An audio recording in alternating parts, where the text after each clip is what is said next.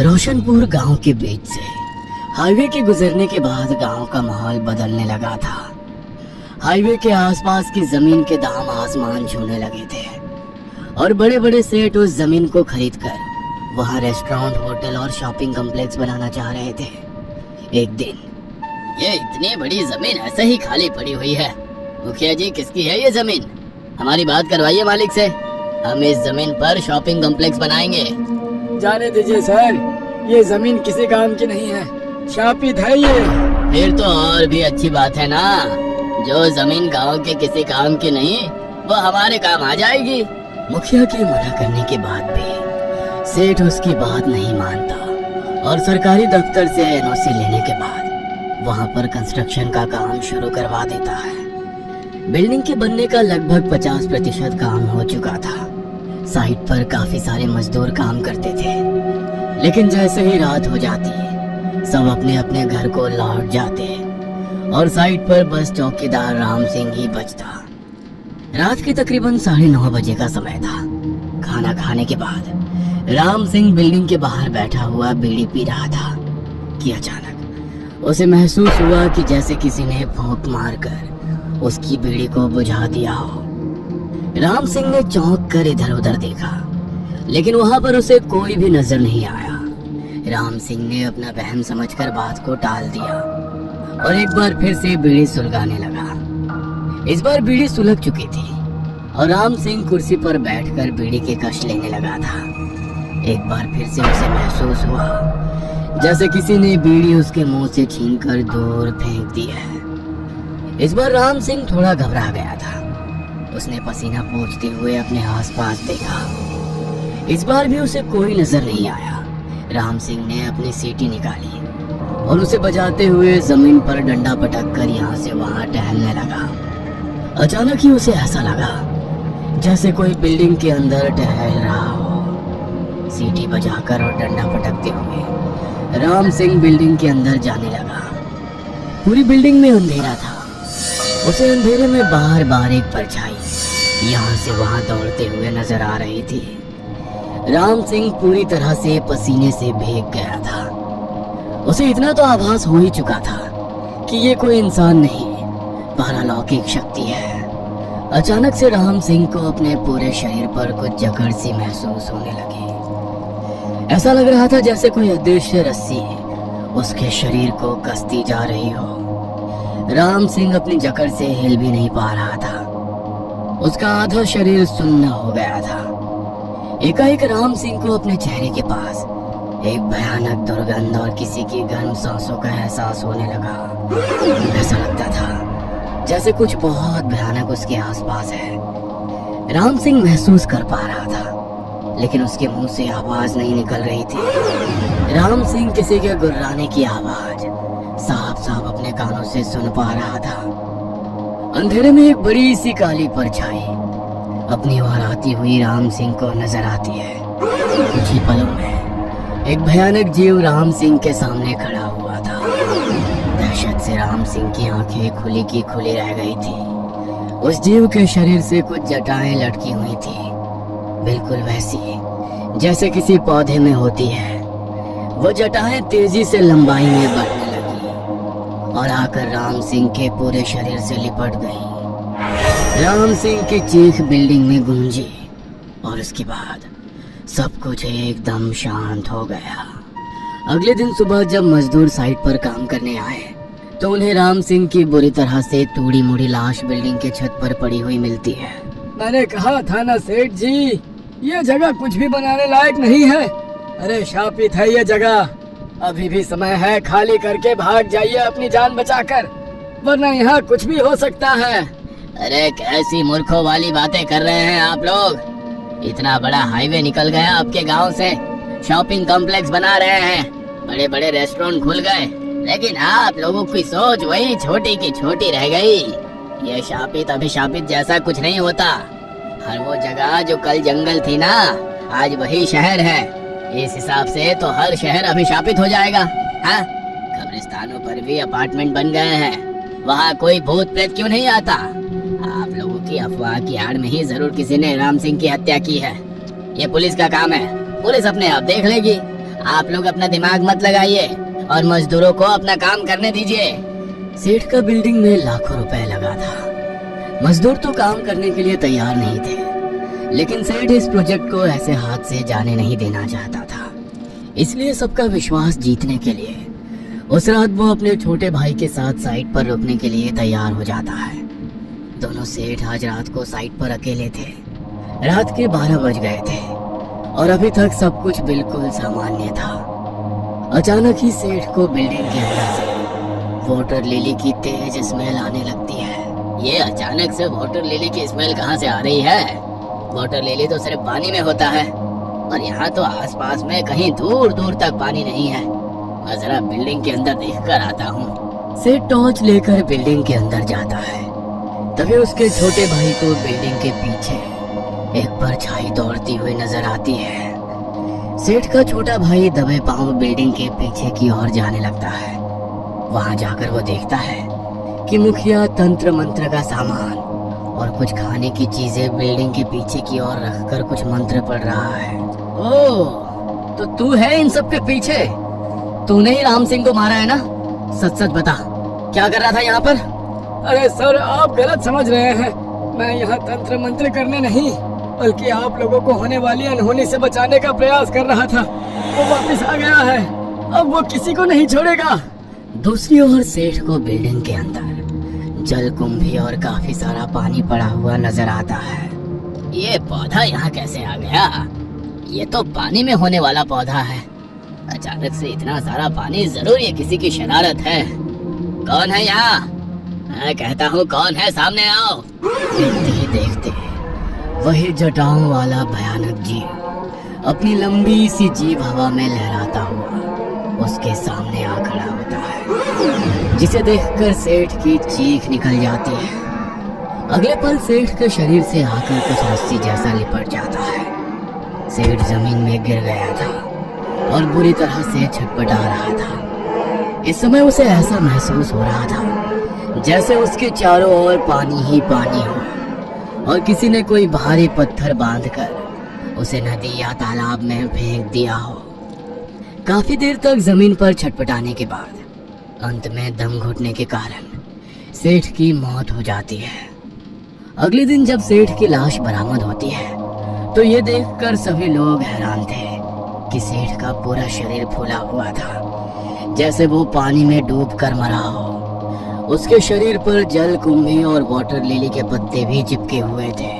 भैया की मौत पानी में डूबने से हुई है। इसका मतलब किसी ने उन्हें मारने के बाद यहाँ लाकर फेंका है। जैसा आप सोच रहे हैं वैसा कुछ नहीं है सर, ये सब भूत प्रेत का चक्कर है। मेरी बात मानिए, अभी भी साइट पर काम रुकवा दीजिए, वरना कोई नहीं बचेगा, सब मारे जाएंगे। आपकी ही तरह एक और शहरी बाबू आए थे 10 साल पहले, उनकी एक गलती के कारण ही वो लौट कर आया है। शहर से पढ़ाई करके आए जमींदार रणविजय का पोता शैलेश आधुनिक विचारों वाला निडर इंसान था। शैलेश जब 5 साल का था तभी रणविजय ने उसे पढ़ने के लिए उसके चाचा के पास अमेरिका भेज दिया था। पूरे 20 सालों के बाद रणविजय वापस अपनी हवेली में लौटा था। इन 20 सालों में बहुत कुछ बदल गया था। विकास और आधुनिकता की झलक शहरों से होते हुए गांव तक पहुंचने लगी थी। देखो बेटा, वैसे तो हमारी इच्छा नहीं थी कि तुम इस गांव में लौट कर आओ, लेकिन अब आ ही गए हो तो यहाँ के नियम कानून मानकर कायदे में चलना और भूल कर भी कभी उस तालाब के नजदीक मत जाना। दादू, दुनिया कहाँ से कहाँ पहुँच गई है और आप अभी तक उन्हीं सब पुरानी बातों में उलझे हुए हो। अरे जिस जमाने में वो सब घटनाएं हुई थी ना, तब साइंस के बारे में लोगों को इतनी नॉलेज नहीं थी। मुझे पूरा यकीन है उन सभी घटनाओं के पीछे कुछ न कुछ साइंटिफिक और लॉजिकल एक्सप्लेनेशन जरूर होगी। गांव के लोगों को जो बात समझ में नहीं आती ना, उसे वो भूत प्रेत में जोड़कर डर का माहौल बना देते हैं। हो सकता है बेटा तुम्हारी बात सही हो, लेकिन ये कोई एक घटना की बात नहीं है। इस तालाब ने इस गांव के न जाने कितने लोगों की जिंदगी को लीला है। तुम चाहे जो भी कहो, लेकिन हमारा विश्वास कहता है कि उस तालाब में कुछ तो है। शैलेश को अपने दादा की बातें समझ में नहीं आ रही थी। उसने तो इस बात को ही सिरे से खारिज कर दिया था कि कोई तालाब शापित हो भी सकता है, 2 दिन बाद शैलेश जब से अमेरिका से लौटा था, वो सुबह खाना खाने के बाद गले में कैमरा लटका कर निकलता और फिर गांव में घूम घूम कर वहाँ के चक्कर, रीति रिवाज और लोगों का वीडियो शूट करता। शैलेश गांव में पड़ने वाले शमशान के नजदीक से गुजर रहा था कि तभी उसने देखा शमशान के पास बने छोटे से जंगली इलाके में 2 आदमी बड़ी सी कढ़ाई में कुछ पका रहे थे, जिसकी खुशबू उसे दूर से ही आकर्षित कर रही थी। अरे यहाँ सुनसान जगह पर खाना बना रहे हैं, लगता है कोई गांव में दावत होने वाली है। खुशबू से तो ऐसा लगता है जरूर कोई पकवान बन रहा है। शैलेश उन आदमियों के पास आता है और उनसे सवाल करने लगता है। क्या पका रहे हो आप लोग इस कढ़ाई में? अरे वाह, यहाँ पर तो मोतीचूर लड्डू की भीड़ लगी हुई है। आपको पता है ये मोतीचूर के लड्डू और जलेबी मेरी फेवरेट है। शैलेश लगातार बोलता जा रहा था, लेकिन वो आदमी बिना कुछ कहे चुपचाप अपना काम कर रहे थे। अचानक शैलेश वहां से एक लड्डू उठाकर अपने मुंह में डाल लेता है।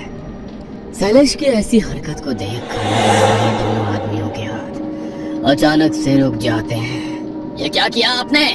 अगर गांव के रीति रिवाज रस्मों के बारे में जानकारी नहीं है ना, तो हर चीज में अपनी नाक घुसानी जरूरी है क्या? बहुत बड़ी अनहोनी को बुलावा दिया है तुमने, पता नहीं अब क्या होगा। वो दोनों आदमी शैलेश को पकड़कर सीधा रणविजय की हवेली की तरफ ले जाते हैं। आप जानते भी हो आपके पोते ने क्या किया?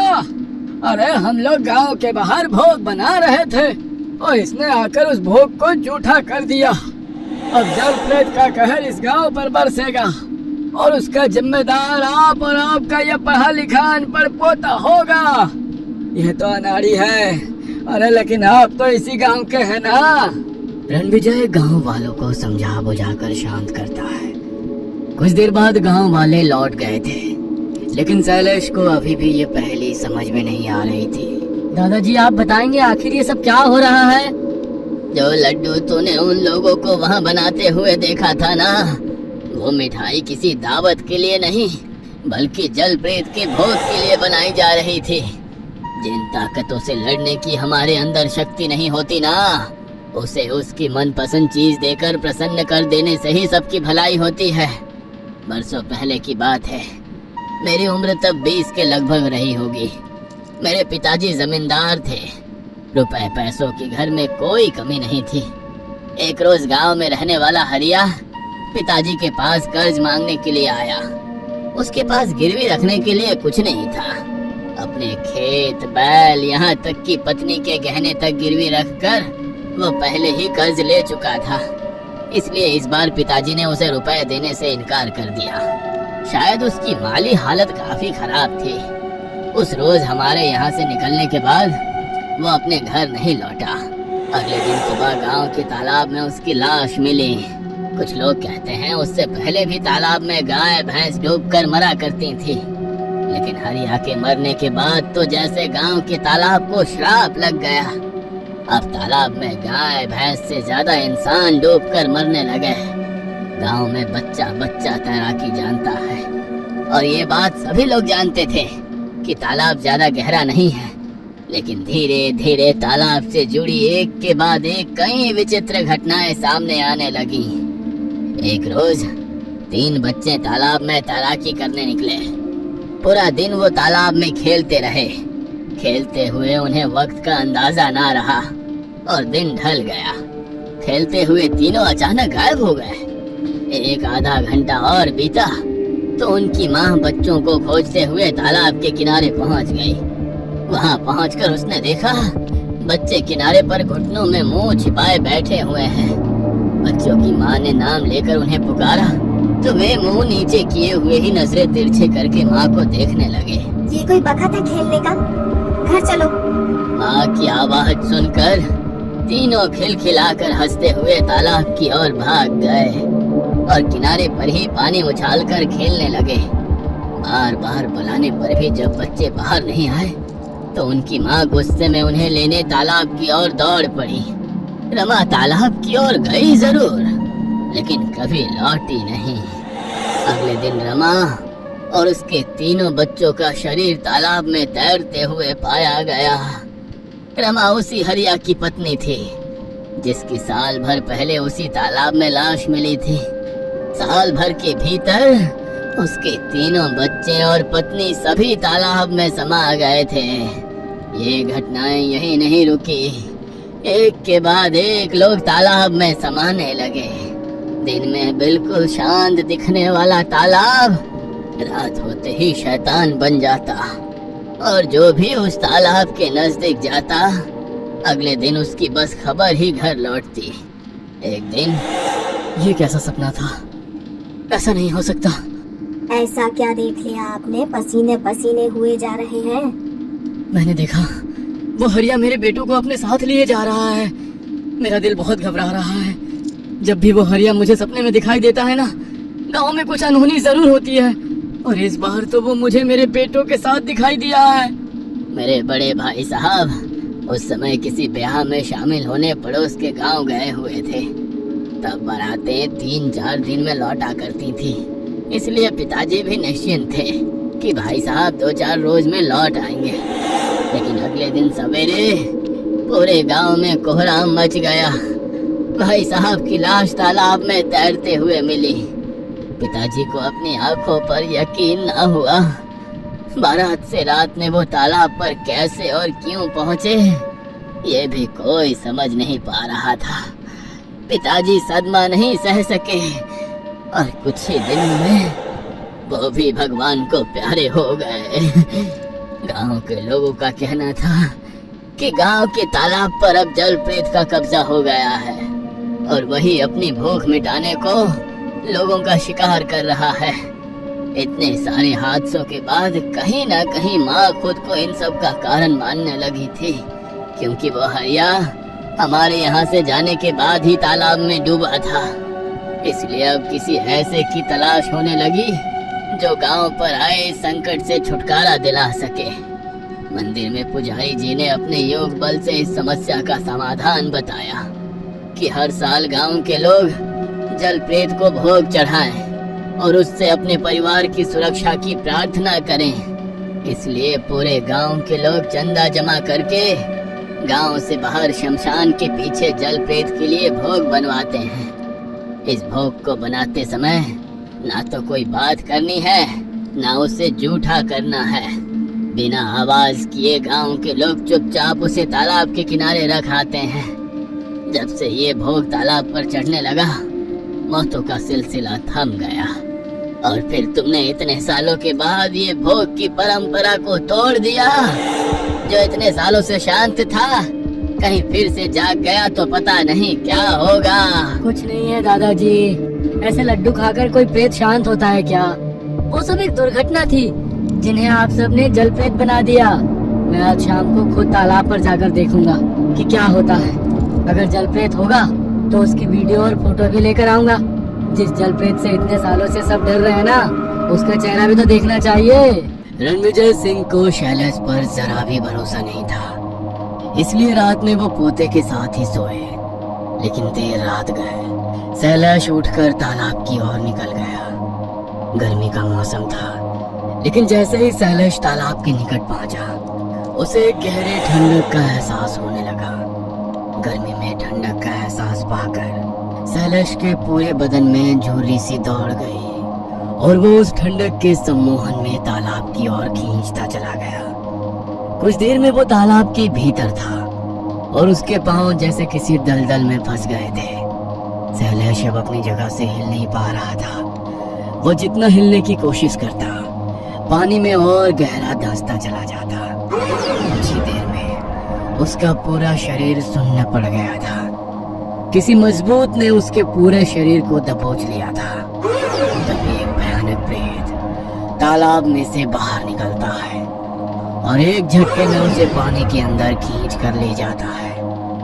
तालाब का पानी कुछ ही देर में लाल हो गया था, और रणविजय की लाश तालाब के ऊपर तैरने लगी थी। रणविजय के परिवार का एक और चिराग बुझने के बाद ये बात तय हो गई थी कि तालाब में जल प्रेत है, और वो कोई और नहीं, हरिया ही है, जो मरने के बाद तालाब में जल प्रेत बनकर गांव वालों को सता रहा था। मुझे ऐसा लगता है उस जल प्रेत की शक्ति तालाब के पानी से ही है। यदि तालाब में पानी ही ना हो तो शायद ये जलप्रेत भी यहाँ से चला जाए। जमींदार बाबू, आप इस तालाब को भरवा दीजिए। जो हो गया उसे तो बदला नहीं जा सकता, लेकिन आने वाली पीढ़ियां कम से कम इस डर से आजाद तो हो जाएंगी। जलप्रेत से छुटकारा पाने के लिए गांव के लोगों ने तालाब को भर दिया था, लेकिन फिर भी गांव वाले उस जमीन को अभिशापित मानकर उसके नजदीक नहीं जाते थे। जब से वो तालाब भरने का काम हुआ था, गांव में हो रही मौतों का सिलसिला रुक गया था, लेकिन आप लोगों ने एक बार फिर उसके मुंह खून लगा दिया है। अभी भी समय है सर, अपनी जान बचाकर निकल जाइए यहाँ से। मुखिया और बाकी गांव वालों की आप बीती सुनने के बाद सेठ का छोटा भाई साइट पर काम बंद करवा देता है। कुछ साल के बाद इतनी अच्छी प्राइम लोकेशन की प्रॉपर्टी ऐसे ही खंडर बनी हुई है। मिस्टर विकास, बात करिए अरोड़ा ब्रदर से, हम खरीदेंगे इस